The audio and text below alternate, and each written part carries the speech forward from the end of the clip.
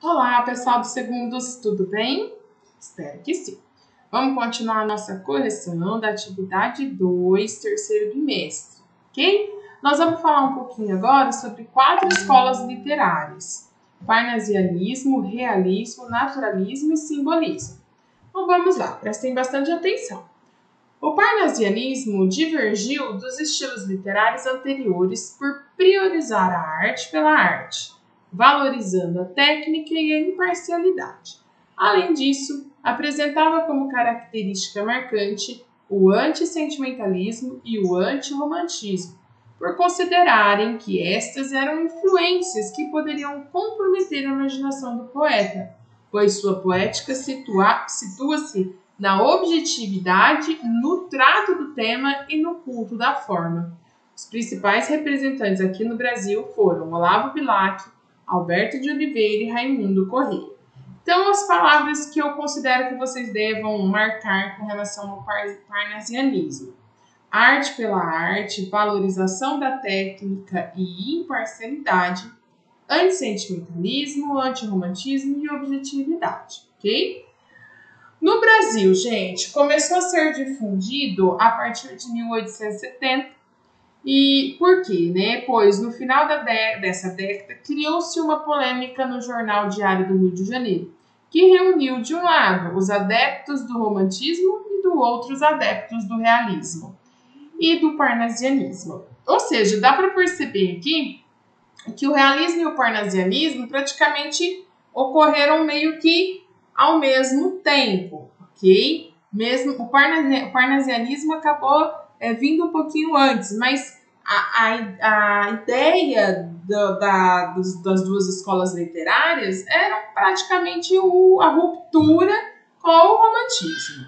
Como resultado dessa querela literária, desenvolvida em artigos, conhecida como Batalha do Parnaso, houve uma difusão das ideias e das características do parnasianismo nos meios artísticos e intelectuais.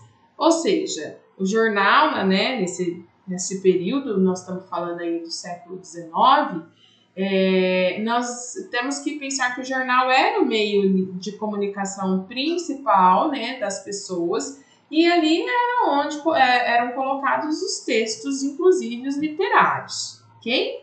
Continuando, pessoal. Parnasianismo, deixa eu só voltar aqui uma coisinha. O parnasianismo, ele vai remeter bastante à antiguidade clássica, tá? É lógico que o parnasianismo brasileiro, ele até vai tentar aí dar uma imitada no parnasianismo europeu, mas o que? Basicamente era esquecer, né, a parte sentimental, a parte na qual até ele aqui, né, coloca, gosto muito dessa fala, olha, como eles consideravam que o sentimentalismo ele podia influenciar na ação do poeta, então isso para o parnasianismo não era permitido. O que o parnasianismo tinha como objetivo principal? É como se fosse o ourives. O ourives é aquela pessoa que dá forma ao ouro e transforma ele numa joia, certo? É isso que o poeta ou o escritor parnasiano deveria fazer. Ele deveria transformar, né, as palavras em joias, tá? em poemas, em obras artísticas, tá? Esquecendo do sentimentalismo, tá bom? Então vamos ver aqui um exemplo de um poema parnasiano brasileiro, Vaso Chinês. Estranho mimo aquele vaso, vi-o casualmente uma vez de um perfumado contador sobre o mármore luzídio, entre um leque e o começo de um bordado. Fino artista chinês, enamorado, nele pusera o coração doentio, em rubras flores de um sutil lavrado, na tinta ardente de um calor sombrio. Mas, talvez por contraste à desventura, quem o sabe? De um velho mandarim também lá estava em singular figura. que arte em pintá-la.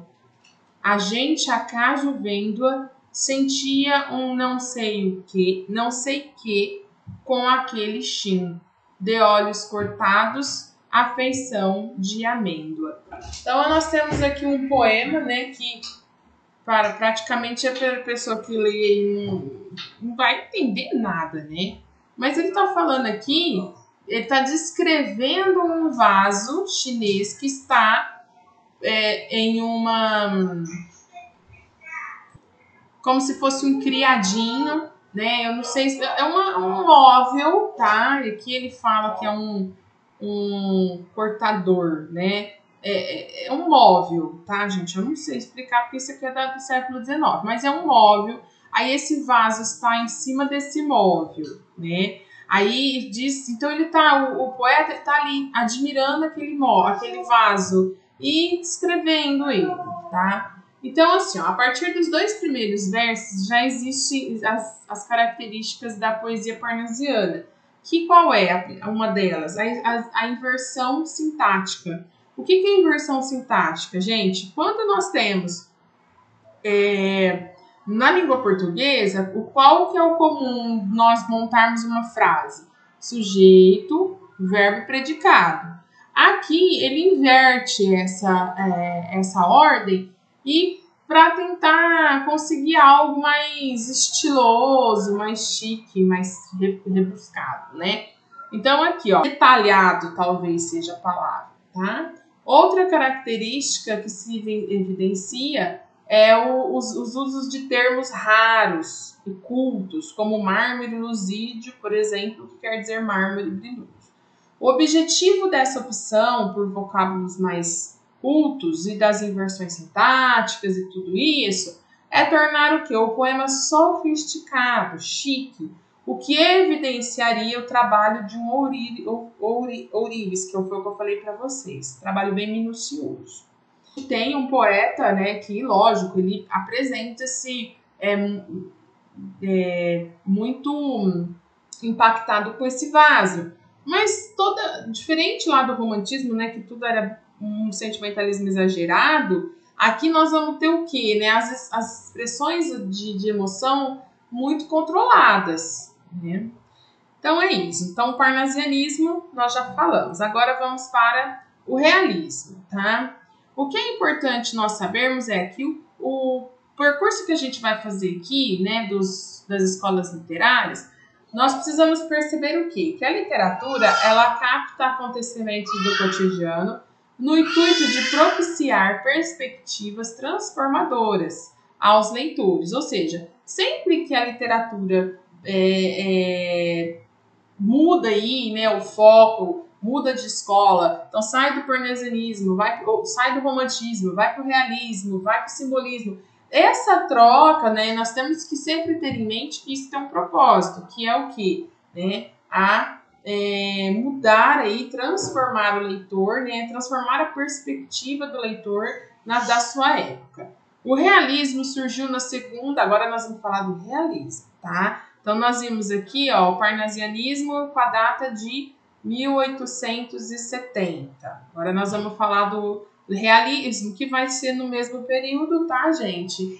Olha, o realismo surgiu na segunda metade do século XIX, sendo marcado pela publicação da obra de Flaubert, que é Madame Bovary, na França. Então, aqui nós estamos falando da França, no Brasil veio depois, tá?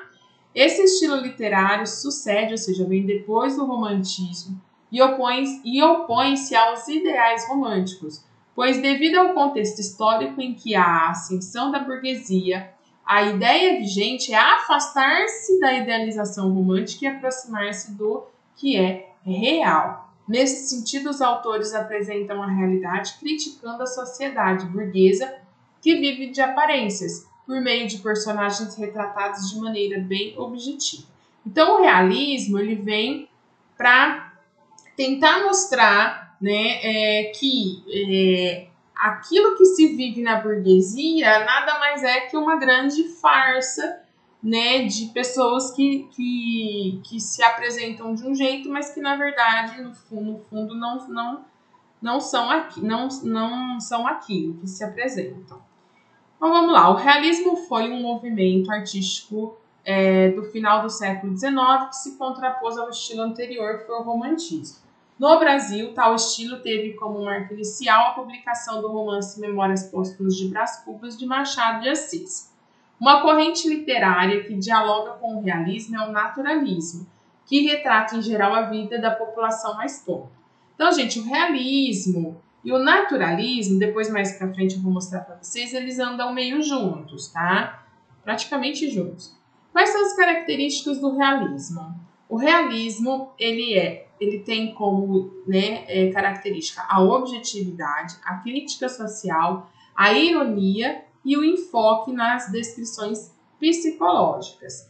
A objetividade vem em contraponto com o romantismo, que, enquanto o romantismo exaltava a subjetividade, o enfoque ao ideal para a literatura, o realista busca o contrário disso. Ele vem com a objetividade, ele quer mostrar a realidade de maneira, às vezes, até a impactar quem está vendo, né? Os autores realistas procuravam retratar a realidade tal como ela era de fato, com a menor influência pessoal possível. Ou seja, eles teve, inclusive, escritores da época que...